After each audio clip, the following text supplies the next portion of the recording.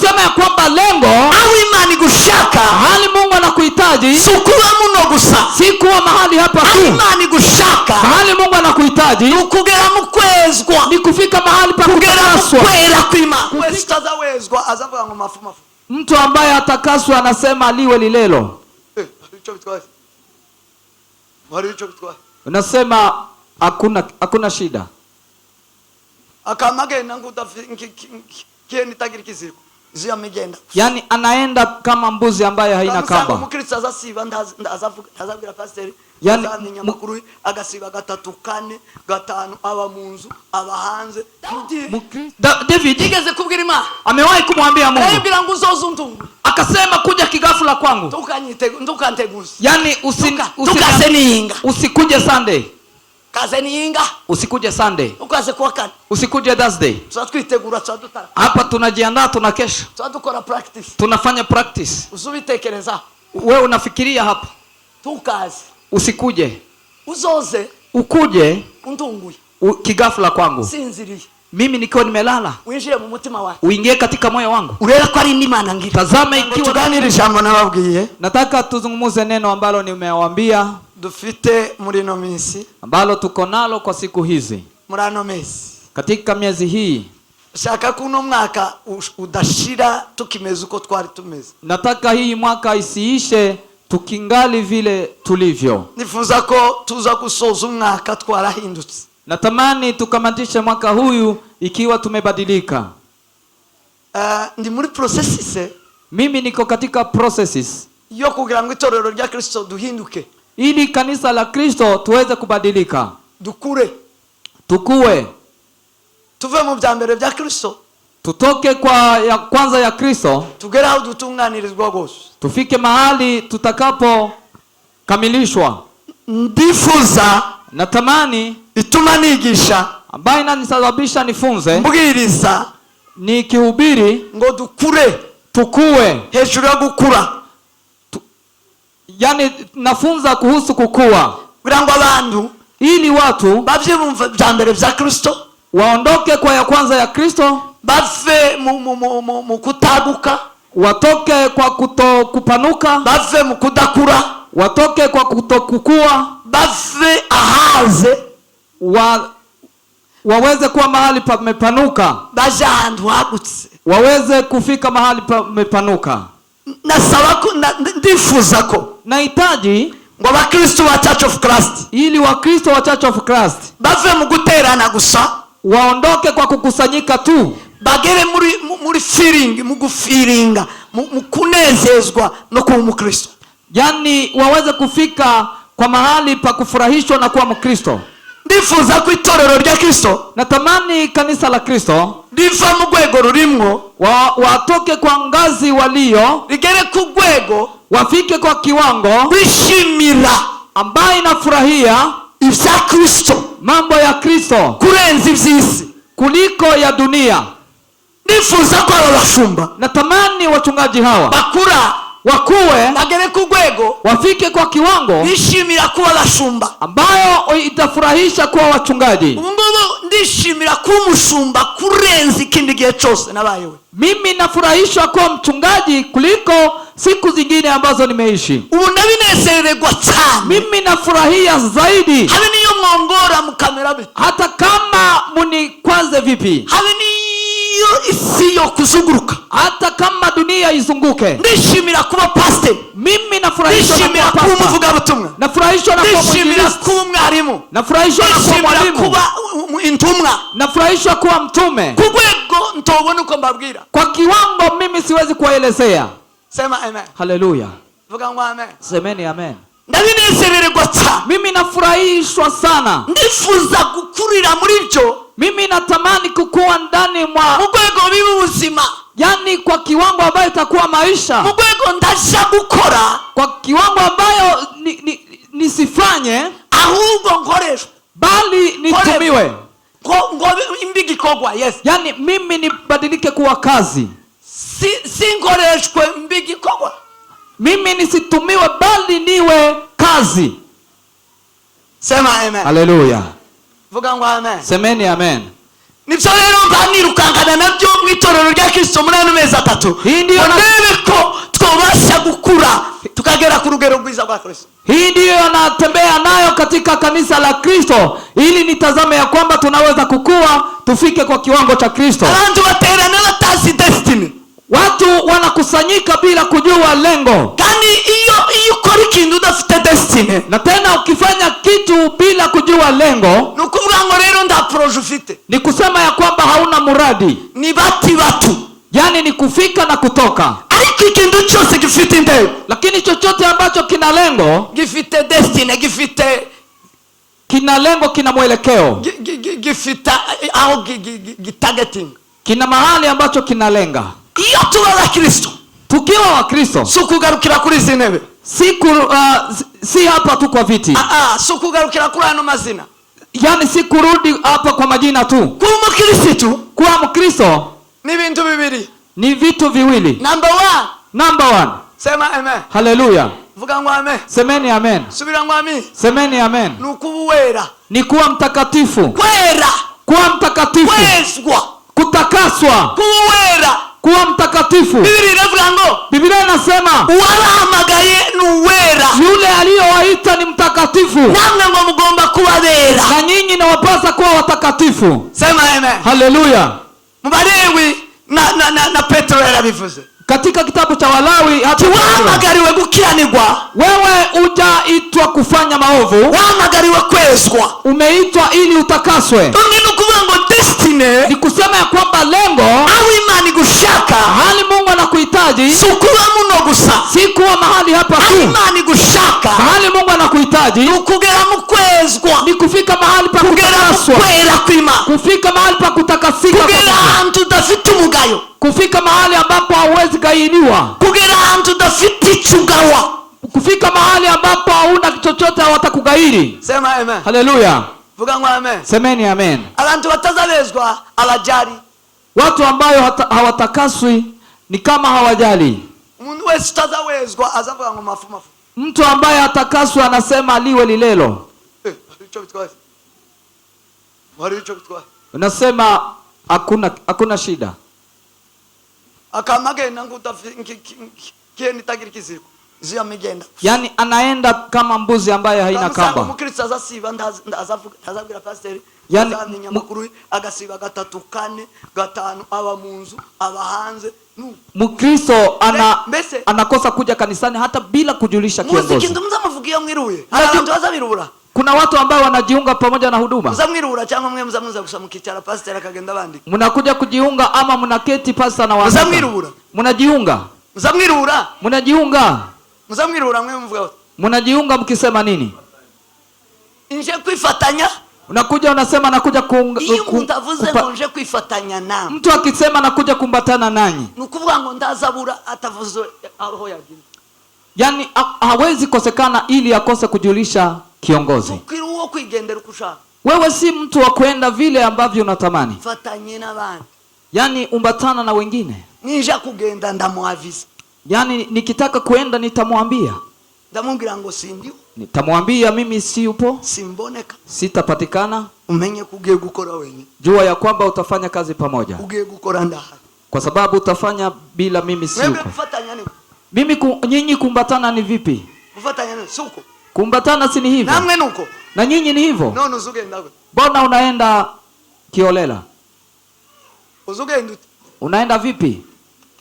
Aba mama ni mama aravuze ngo muzosenga kwa kabiri. Wamama ikiwa mmesema mnashiriki ibada ya Tuesday. Aba mama bose umugore ugira umugabo. Wamama wote, mama ambaye ako na bwana. Umugore wese wata kila mwanamke wa Church of Christ ategerezwa kuja mu kabiri.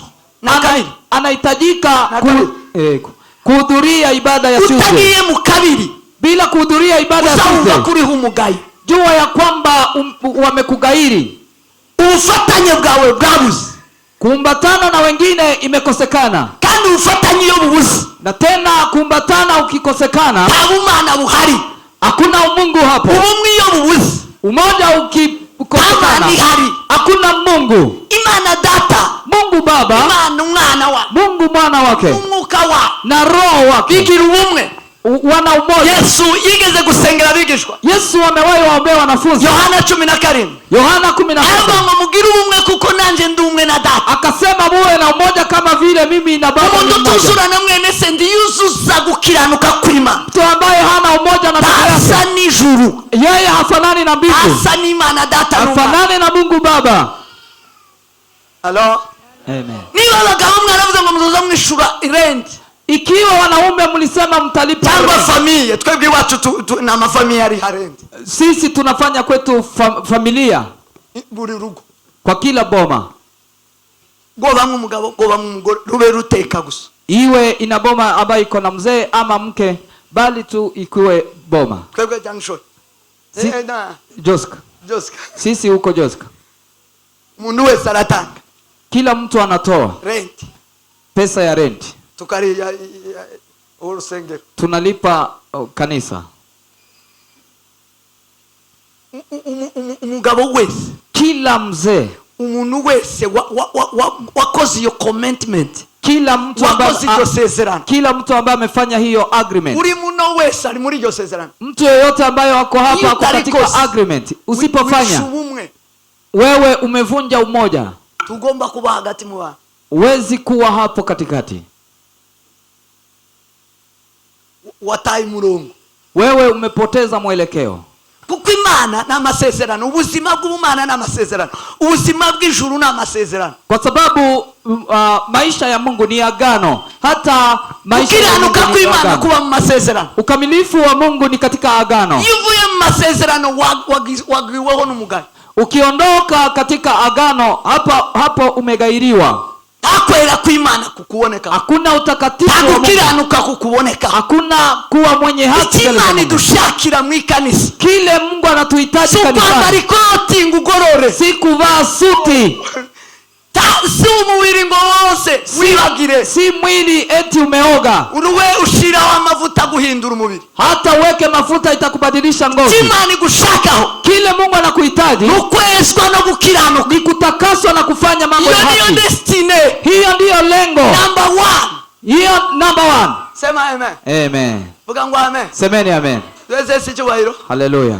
Muranyumvishije? Mmenisikia? Niba usenga, ikiwa naomba, hiyo ndio lengo. Hilo ndilo lengo. Niba uja mu kanisa, ikiwa unaenda kanisani, hiyo ndio lengo. Hiyo ndio ntego. Niba wihana, ikiwa natubu, hiyo ndio lengo. Hiyo ndio ntego. Hiyo ndio destiny yacu. Hiyo ndio destiny. Aho tureba, aho dutumbi, mahali tunatazama nukwera kw'Imana, ni kutakaswa kwa Mungu, nugukiranuka, ni kuwa wenye haki. Sema amen. Haleluya. Tuweze sicyubahiro. Tumtukuze Bwana wa majeshi. Chakabiri, jambo la pili, Imana dushaka destiny. Jambo la pili ambalo Mungu anatuhitaji kwa destiny, Nivyo tuganganira, kwa yale ambayo tunangangania. Paulo yanditse aravuga ngo ndasiganirwa. Paulo alisema kwamba napigana, nashindana, yes. Nasiganirwa, ndiruka, nashindana, sindeba inyuma, mimi sitazami nyuma, ndeba imbere, mimi natazama mbele. Kama singi nicho Kristo adufite, ili nipokee kile ambacho Kristo ameniwekea. Ako na mambo mawili. Namba 1, Kristo, muri Kristo harimo kwera kw'Imana. Kitu cha kwanza katika Yesu Kristo, iyo tugezemo duhabwa kwera kwe. Tukifika ndani mwa Yesu Kristo duhabwa kwezwa, duhabwa gukirana, tunapewa utakatifu na amategeko kutaruko kungangana, si ya sheria na si ya kungangana. Tuhabwa kugundu kwera kwinjira muri Kristo, tunapewa kwa ajili ya neema ya kuingia katika Yesu Kristo. Jambo la pili ni kigerochi, yani ni kiwango chake ama ngazi yake, kufitinga umwanya we, yani kufika katika kiwango chake, kugera ikirenge muki, kupiga hatua kwa hatua ya Yesu Kristo. Tumtukuze Bwana wa majeshi. Haleluya. Pandisha mikono.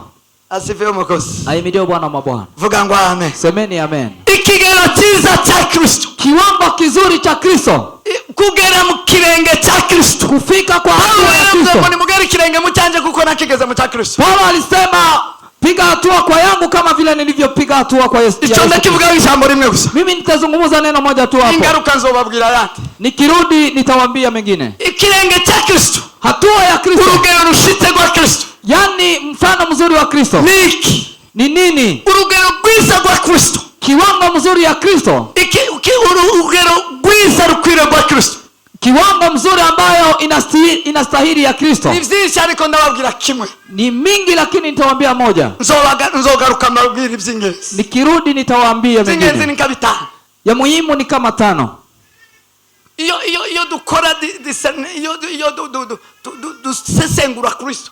Yaani tukifanya ufafanuzi wa kumjua Kristo. Habamwe nk'amagambo ngata. Kuna maneno kama 5. Sasa kuyibigisha. Nitakuja kuwafunza. Sema amen. Haleluya. Ibyo Paulo yavuze avuga ngo nageze ikirenge mu cya Kristo. Kama vile Paulo alikuwa anasema nimepiga hatua yangu kwa Yesu ikirenge canje mu. Na nyinyi pia mpige hatua zenu kwa yangu. Number 1. Urugero rwa Kristo. Kiwango cha Kristo. Kristo yaje mu isi alikuja duniani adafite habe nirari na rimwe ryo mu isi. Bisita murimo habe nimwe. Bila tamaa ya ulimwengu hata kidogo. Kristo yambaye umubiri. Kristo amevaa mwili, yambara kanzu imwe, akavaa dress moja, akakuwa na kiatu moja. Hakuweza kutamani ya ulimwengu kamwe. Yesu Kristo yagize imyaka 33 na miezi 5. Yesu Kristo amemaliza miaka 3 na miezi 6 na miezi 6, yes. Isi tigeze yinjira muri we. Yaani ulimwengu haikuingia ndani mwake. Yageze ku rugero, alifika mahali pa kiwango. Izo sabi arabihinyura byose. Yifuza ibyo mu ijuru. Alifika mahali ya ulimwengu yote akayagairi yote akatamani ya mbinguni. Ubwo ni urugero rwa Kristo. Hiyo ni kiwango cha Kristo. Number 1. Ntimwamonyumva. Ko muranyumva? Munanisikia? Ko muranyumva? Munanisikia? N'urwego rwo kwimura isi muri wowe. Ni kiwango cha kuondoa. N'urwego rwo kwimura izo mu isi muri wowe. Ni kiwango cha kuondoa ya ulimwengu. Izo mu ijuru uri mu isi. Unamiliki ya mbinguni ukiwa. Amaso yawe areba mu ijuru. Macho yako amatwi yawe yumva mu ijuru. Na masikio yako yasikia mbinguni. Uwariyo. Unaishi huko. Sema amen. Semeni amen. Vuga ngo amen. Haleluya. Paulo cyo yazavugira ngo yageze ikirenge mu cya Kristo. Kile alikuwa anasema alipiga hatua kwa Yesu Kristo. Yari umuntu ukomeye mu Baheburayo. Paulo alikuwa mtu mwenye heshima. Yari Umweburayo w'Abaheburayo. Alikuwa Mwebrania wa Waebrania. Yari Umuroma w'Abaroma. Alikuwa Murumi kwa Warumi. Yari umusomyi. Alikuwa msomi. Yari yarize. Alikuwa msomi. Yari afite amaduwa menshi. Alikuwa na cheo mingi.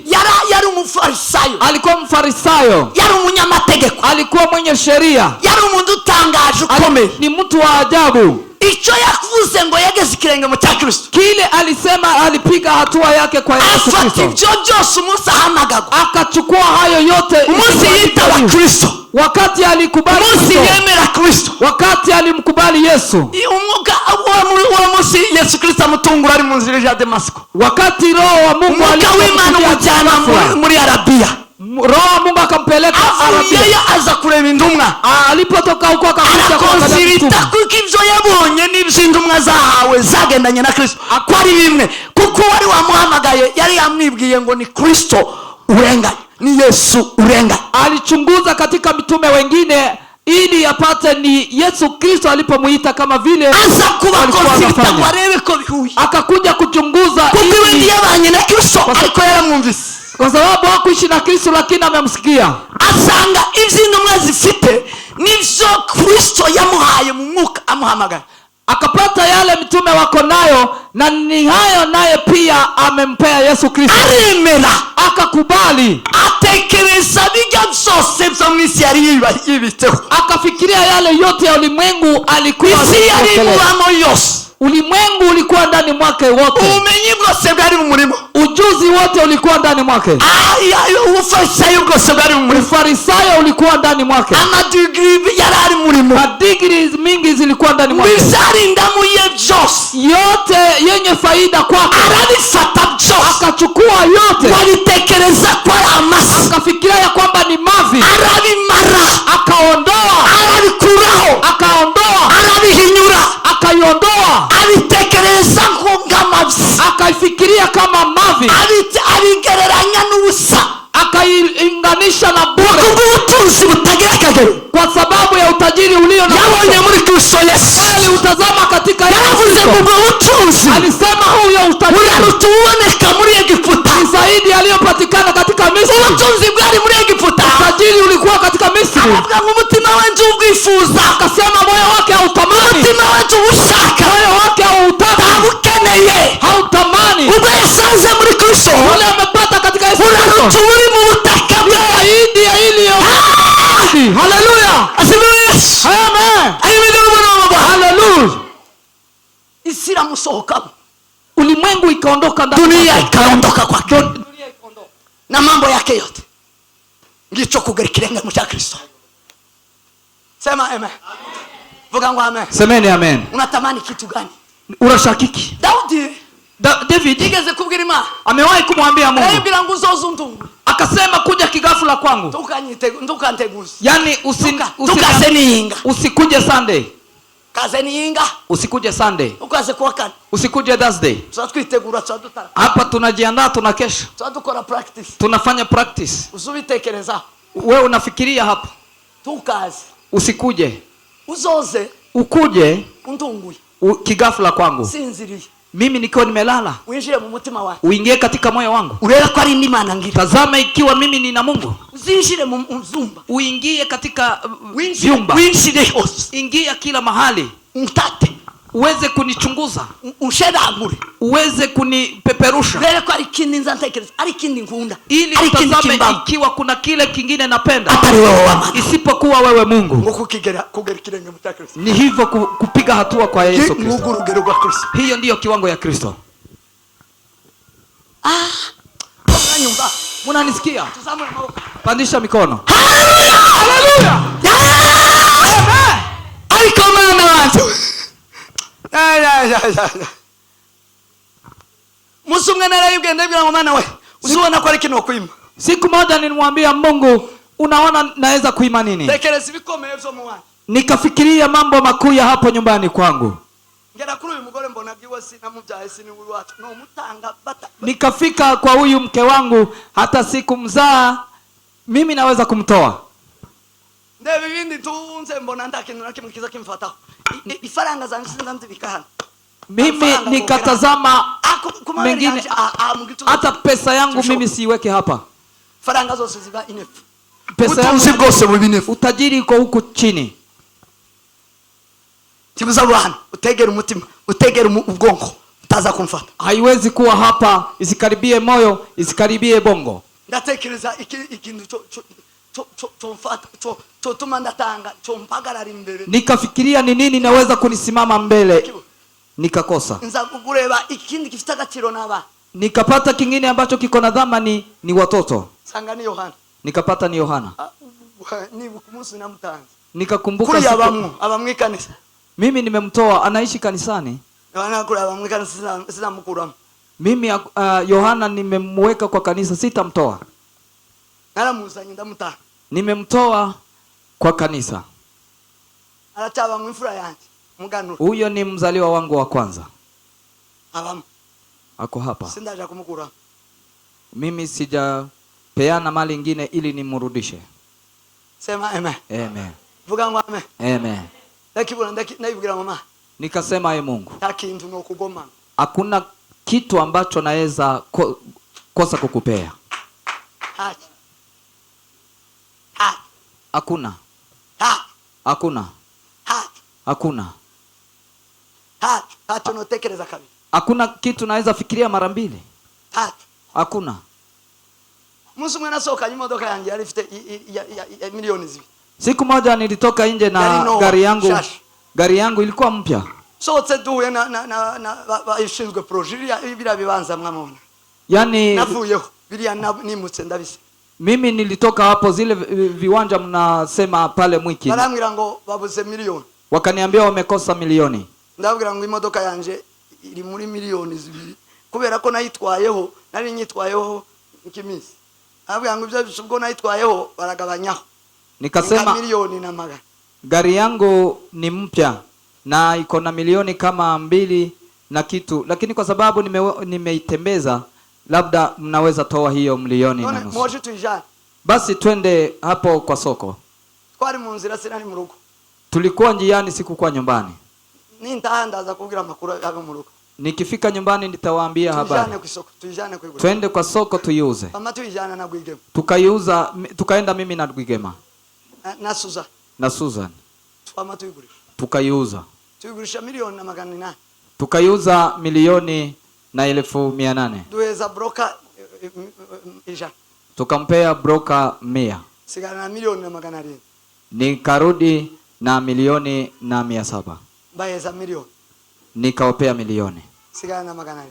Nikabaki na $700,000. Tutash. Tulipofika nyumbani. Na maguru nagiye ni modoka.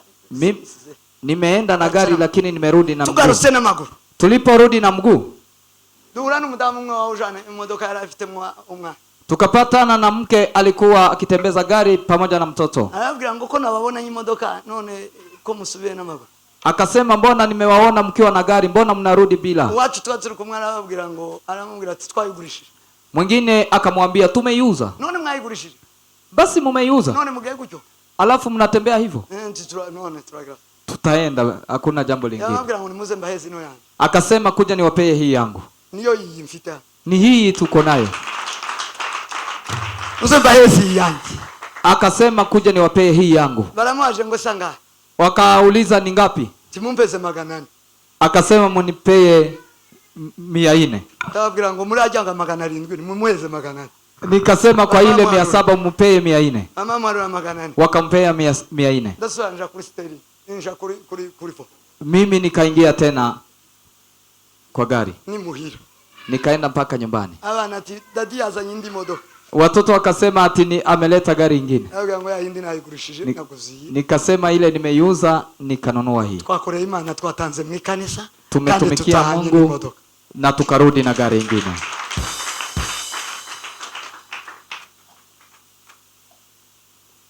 Vuga ngo amen. Semeni amen. Subira ngo amen. Semeni amen. Kugera ku rugero rwa Kristo. Kufika kwa kiwango cha Kristo ni igihe isi idafashe itari ku mutima wawe. Ni wakati dunia haiko kwa moyo wako. Ni igihe iby'isi bitaba ku mutima. Ni wakati mambo ya dunia haiko kwa moyo. Ni igihe imitima. Bilgam yararirimbye. Bilgam aliimba. Araririmbye. Aliimba. Aramubashije. Walimuuliza ngo se uwo gusubiza mu busore wo koriki. Wakamwambia wakikuridisha kwa ujana unaweza fanya nini? Wo bwirizi. Unaweza hubiri nini? Arabwira ngo ndakindi. Akasema kuna jambo lingine. Arabwira ngo ndakindi yo babwira. Akasema kuna jambo lingine. Boyo babwira ngo mutumire mwiru. Anaweza kuambia mtazame mbingu.